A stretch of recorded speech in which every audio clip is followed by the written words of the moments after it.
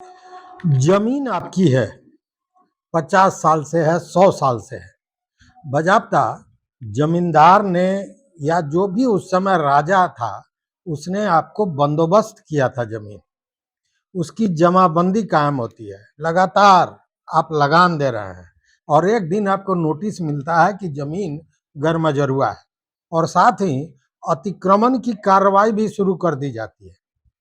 अब स्वाभाविक है कि आपके हाथ पांव तो फूल जाएंगे ही।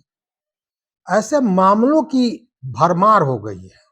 कभी गरमजरुआ आम तो कभी बर्खास्त, कभी गरमजरुआ मालिक तो कभी रास्ता, कभी पॉइंट दिखाकर सालों से जिस जमीन पर आप काबिज हैं उसे सरकारी जमीन का दावा करते हुए अतिक्रमण हटाने जैसी कार्रवाई शुरू कर दी जा रही है। और उसके बाद शुरू होता है सीए से लेकर डीएम तक के कार्यालयों की दौड़ और अंत में न्याय तो उनसे मिलना नहीं है, इसलिए कि वही लोग ये कार्रवाई करते हैं और तब आपको जाना पड़ता है न्यायालय के शरण में। लेकिन ऐसे ही एक मामले में हाई कोर्ट ने एक ऐसा आदेश दिया है जिसमें राजस्व पदाधिकारियों से लेकर जिलाधिकारियों की मनमानी पर रोक लग सकेगी। हाई कोर्ट का यह फैसला बहुत ही महत्वपूर्ण है जो जमीन मालिकों को और खासकर जिसकी पुरानी जमाबंदी है उन्हें काफी राहत देने वाला है। इसीलिए अंत तक इस वीडियो को देखिए और केवल देखिए नहीं, इसको समझिए, क्योंकि बहुत महत्वपूर्ण ये फैसला है हाई कोर्ट का। मित्रों नमस्कार, मैं हूं राकेश कुमार, आप देख रहे हैं माता भीमा। पटना हाई कोर्ट का एक बड़ा फैसला आया है, लेकिन पहले समझिए मामला कौन सा था जिसमें यह फैसला आया है। मामला था यह मधुबनी जिले के लौकही अंचल के अमरपुरा गांव का। अशरफी यादव के परिवार का कहना था कि उनके पूर्वजों को जमीन 1926 में दरभंगा महाराज द्वारा बंदोबस्त में मिली थी, 1926 में। और उसके बाद जमाबंदी चली, सरकार को लगान दिया जाता रहा, लेकिन बाद में उसी जमीन को गरमजरुआ आम रास्ता बताते हुए अतिक्रमण की कार्रवाई शुरू कर दी गई। अंचल अधिकारी ने जमीन खाली करने का आदेश दिया और कलेक्टर ने अपील भी खारिज कर दिया। हाईकोर्ट ने इस मामले में पाया कि अंचल अधिकारी ने भूधारक के शो कॉज और उनके दस्तावेजों को ठीक से देखा भी नहीं है, जांच भी नहीं की है, संबंधित राजस्व रिकॉर्ड भी नहीं मंगाए गए हैं। कोर्ट ने दोनों आदेशों को रद्द कर दिया। लेकिन सबसे महत्वपूर्ण बात यह मित्रों कि हाई कोर्ट ने साफ कहा कि Bihar public land encroachment act 1956 सार्वजनिक जमीन पर अतिक्रमण के लिए है।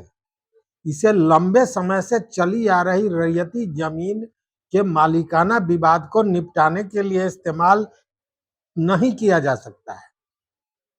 मतलब ये इंक्रोचमेंट एक्ट जो है वो सार्वजनिक स्थल के लिए है और आप कर क्या रहे हैं कि जो सालों साल से पुरानी जमाबंदी है उसको आप दिखा दे रहे हैं कि सरकारी है और उस पर अतिक्रमण का वाद शुरू करना है, तो वह पुरानी चल रही जमाबंदी के लिए नहीं है, यह हाई कोर्ट ने स्पष्ट कहा है। यानी अगर जमीन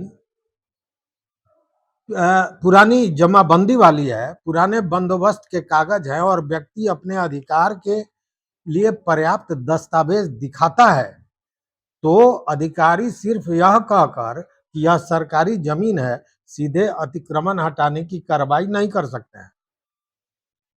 अब कैसे यहाँ पे सीओ और डीएम तक की मनमानी पर रोक लग सकेगी यह भी समझिए। देखिए इस फैसले का सबसे बड़ा असर यही है। कोर्ट ने इस फैसले के पैरा 28 से 30 में बाकायदा दिशा निर्देश दिया है। यानी अब शिकायत आई तो तुरंत अतिक्रमण के शुरू कर दिया गया, ऐसा करना सही नहीं होगा, ऐसा करना पर्याप्त नहीं होगा। पहले जमीन की असली स्थिति जांचनी होगी। सीओ से लेकर कलेक्टर को शिकायत मिलने के बाद यह देखना होगा कि वास्तव में जमीन सार्वजनिक है या रैयती। इसके लिए उन्हें सिर्फ हल्का कर्मचारी या राजस्व कर्मचारी के रिपोर्ट पर निर्भर नहीं रहना है। और यहाँ दिक्कत क्या है कि ये जो भी बड़े पदाधिकारी हैं, उनको नीचे से किरानी बाबू ने जो कहा वही वो ब्रह्म सत्य मान लेते हैं। अपने इस तरह का मतलब ओरिजिनल कागजों को देखने की जहमत भी नहीं उठाते हैं, और इसी में ये सारे मामले फंसते जा रहे हैं।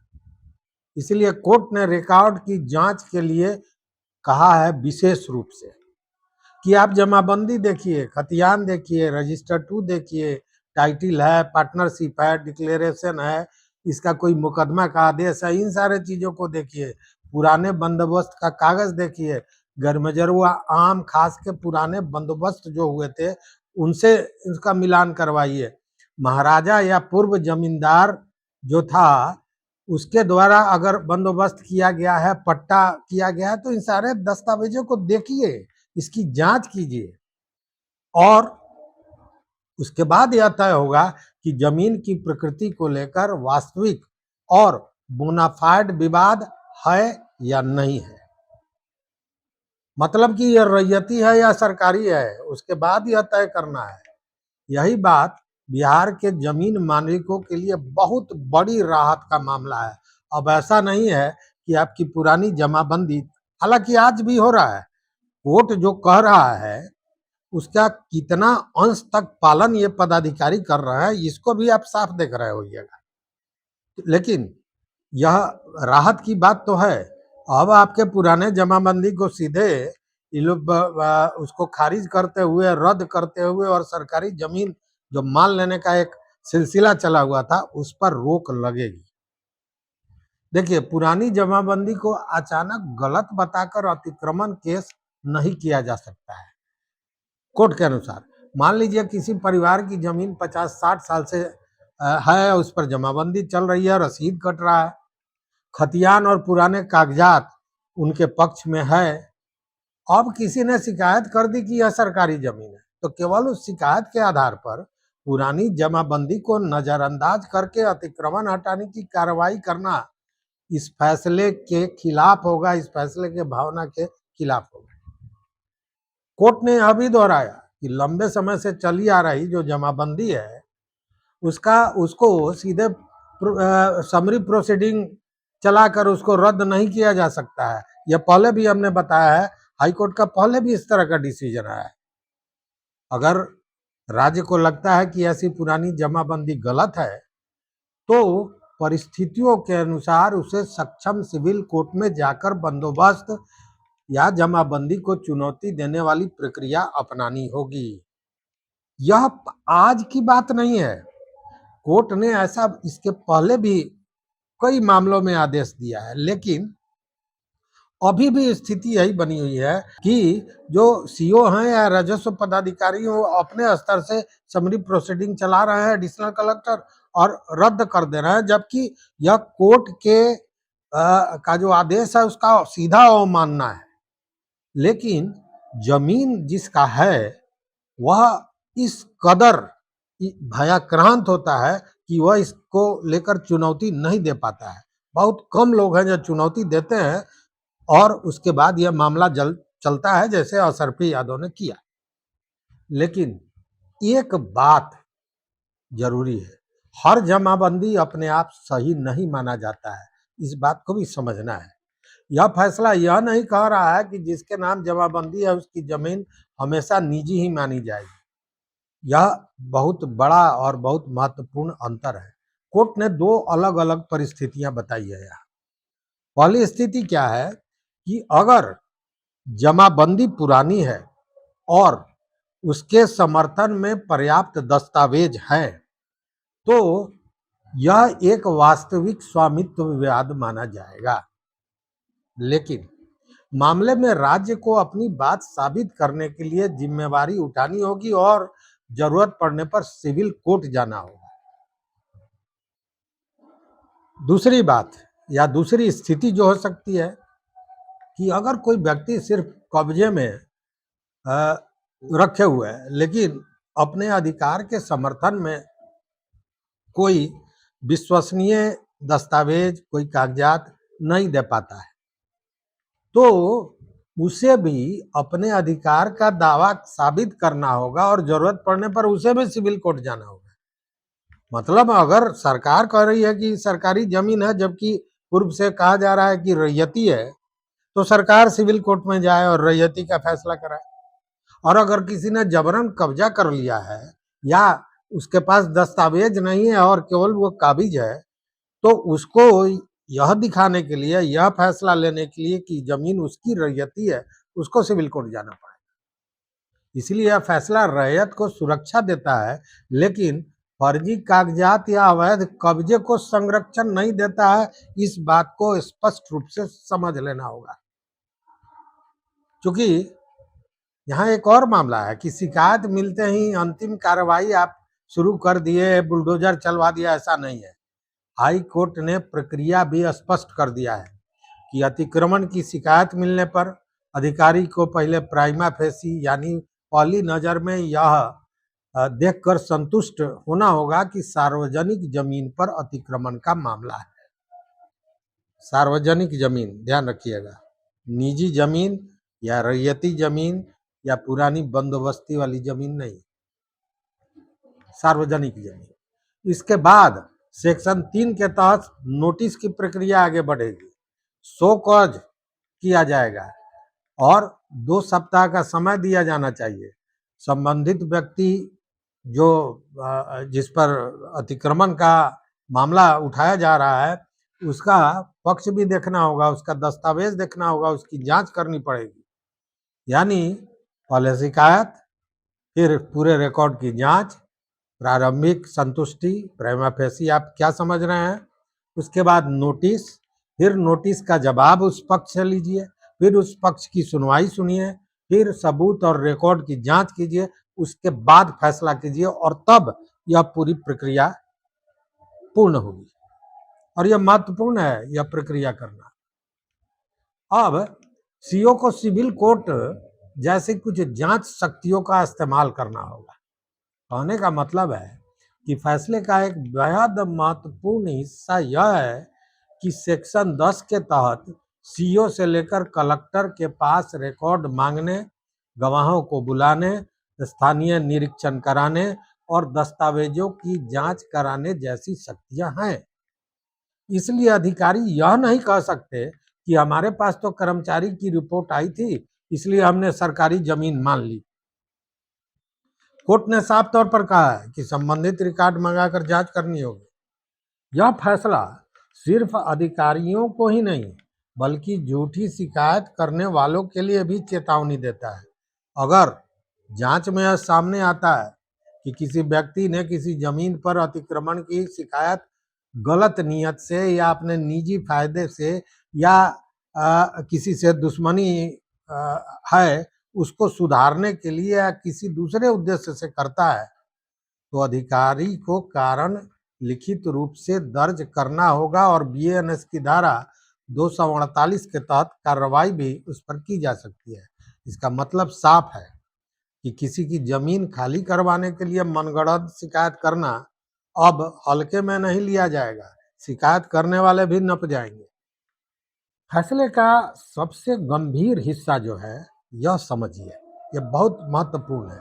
हाई कोर्ट ने आर्टिकल 21 के तहत right of shelter and article 300 ए के तहत संपत्ति के अधिकार का उल्लेख करते हुए यहाँ कहा है कि यदि कानून की प्रक्रिया का पालन किए बिना मनमाने तरीके से कार्रवाई या डिमोलिशन किया जाता है, मतलब तोड़फोड़ की जाती है, तो परिस्थितियों के अनुसार राज्य या उसकी एजेंसियों पर मुआवजे की जिम्मेवारी आ सकती है। मतलब शिकायत आया, आप सीधे तोड़ दिए, बुलडोजर चला दिए, तो ऐसा नहीं है। अगर पूरी प्रक्रिया को आप नहीं अपनाते हैं, तो जिस व्यक्ति का आप मकान तोड़ रहे हैं, घर तोड़ रहे हैं या जो भी कर रहे हैं, उसकी संपत्ति को हानि पहुंचा रहा है, तो उसका मुआवजा देने का भी आपको मुआवजा भी देना पड़ेगा। चाहे वो राज्य हो या जो एजेंसी हो तोड़फोड़ करा रही हो उसको मुआवजा देना पड़ेगा, ऐसा हाई कोर्ट ने कहा है। यानी अब सवाल सिर्फ यह नहीं रहेगा कि अधिकारी ने गलत कार्रवाई की या नहीं, सवाल यह भी उठ सकता है कि गलत कार्रवाई से नागरिक को कितना नुकसान हुआ और इसकी भरपाई कौन करेगा। बिहार के आम जमीन मालिक को इससे बहुत ज्यादा राहत मिलेगी। मान लीजिए आपके पास जमीन है, आपके पास पुरानी जमाबंदी है, खतियान है, रजिस्टर 2 है, लगान रसीद दे रहे हैं, पुराना बंदोबस्त या पट्टा है, पुराना कोर्ट का आदेश है। अब ऐसे दस्तावेज आपके पास हैं और कोई शिकायत करके आपकी जमीन को सरकारी बताकर अतिक्रमण की कार्रवाई करवाना चाहता है, तो अब आपके पास अधिकारियों के सामने यह कहने का मजबूत आधार है कि पहले मेरे दस्तावेज और सरकारी रिकॉर्ड की पूरी जांच कीजिए, यह तय कीजिए कि जमीन वास्तव में सार्वजनिक जमीन है या रैयती जमीन है। अगर सार्वजनिक है तभी अतिक्रमणवाद उस पर चलेगा, और यदि लंबे समय से जमाबंदी और दस्तावेजों से वास्तविक स्वामित्व विवाद सामने आता है तो केवल अतिक्रमण हटाने के कार्रवाई से यह मामला खत्म नहीं होगा, इसके लिए आपको सिविल कोर्ट जाना होगा। अब इसको एक उदाहरण से हम लोग समझते हैं। देखिए, मान लीजिए राम ने 1970 में से उसके जमीन की जमाबंदी है, हर साल लगान की रसीद कट रही है, पुराना खतियान और बंदोबस्त का दस्तावेज भी है।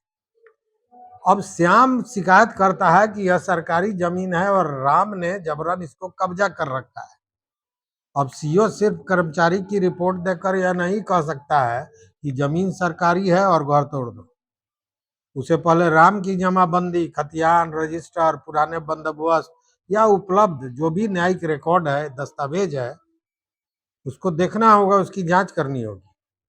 अगर रिकॉर्ड में वास्तविक स्वामित्व विवाद सामने आता है तो उसे अतिक्रमण की साधारण कार्रवाई के जरिए राम को बेदखल करने के बजाय कानून के अनुसार उस विवाद को उचित मंच पर ले जाना पड़ेगा। मतलब वो रैयती है और वो गलत ढंग से रैयती है, मतलब मलकियात चेंज होने की बात है, तो कहाँ जाना पड़ेगा? याद कीजिए, सिविल कोर्ट।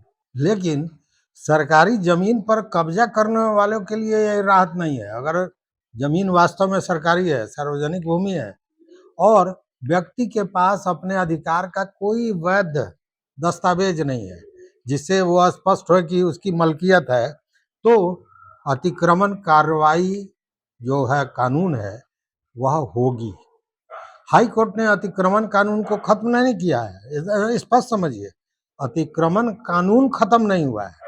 उसने यह कहा है कि पहले यह साबित करने की प्रक्रिया ठीक से अपनाइए कि जमीन सार्वजनिक है, क्योंकि अतिक्रमण वाद सार्वजनिक जमीन के लिए है, यह हाई कोर्ट का कहना है। इसीलिए फैसला असली अतिक्रमण हटाने के खिलाफ नहीं है, यह गलत तरीके से रैयती जमीन को सरकारी बताकर जो कार्रवाई की जा रही है उसके खिलाफ है और उसको सुरक्षा प्रदान करता है। मतलब इस फैसले का सबसे बड़ा जो संदेश है वह यह जो हमको समझ में आता है कि पहले जमीन की पहचान और रिकॉर्ड की जांच, फिर अतिक्रमण की कार्रवाई। और दूसरी महत्वपूर्ण बात यह है कि पुरानी जमाबंदी और मजबूत दस्तावेज वाले स्वामित्व विवाद को केवल अतिक्रमण का मामला बताकर उसे निपटाया नहीं जा सकता है। देखिए, ये Ashrafi Yadav versus state of Bihar का केस था, पटना हाई कोर्ट में यह चला था, और इसी 10 अगस्त 2026 को जो न्यायमूर्ति राजकुमार हैं उनके एकल पीठ ने यह फैसला सुनाया था। यह फैसला इसलिए भी खास है क्योंकि कोर्ट ने केवल अशरफी यादव के मामले में आदेश रद्द किया जो सीओ ने और डीएम ने दिया था, यही नहीं है, वो तो रद्द किया ही, बल्कि पूरे बिहार में अतिक्रमण मामलों की जांच के लिए दिशा निर्देश भी दे दिया है। और अपने आदेश के भावना के अनुसार जिला स्तर के अधिकारियों को भी प्रक्रिया का पालन करना होगा।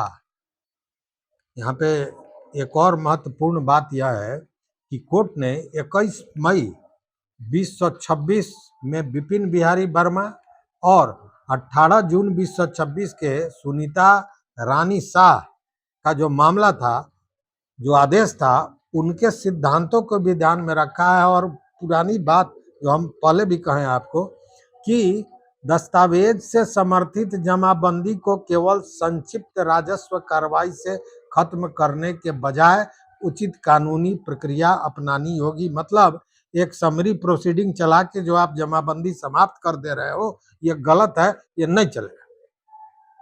ध्यान देने वाली बात यहाँ यह है मामला कि मित्रों, यह फैसला हर पुरानी जमाबंदी को अंतिम मालिकाना हक घोषित नहीं करता है। असली विवाद में अंतिम टाइटल का निर्णय सक्षम सिविल कोर्ट का विषय हो सकता है। फैसला मुख्य रूप से यह रोकता है कि राजस्व अधिकारी गलत प्रक्रिया अपनाकर रैयती या विवादी जमीन को सीधे अतिक्रमण मानकर बेदखली की कार्रवाई अब नहीं कर सकते।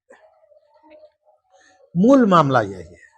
तो मुझे लगता है कि वीडियो में जो बातें हमने बताई और जो कोर्ट ने फैसला दिया है और जिसकी समीक्षा हमने की है, आप बेहतर ढंग से समझ गए होंगे।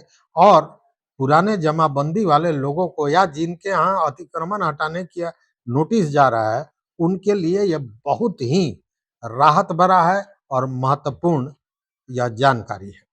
अगर जानकारी आपको अच्छी लगी तो मित्रों लाइक कीजिए, अपने दोस्तों के साथ शेयर कीजिए, सभी लोगों के पास जो इस फैसले का लाभ अपने मामले में ले सकेंगे।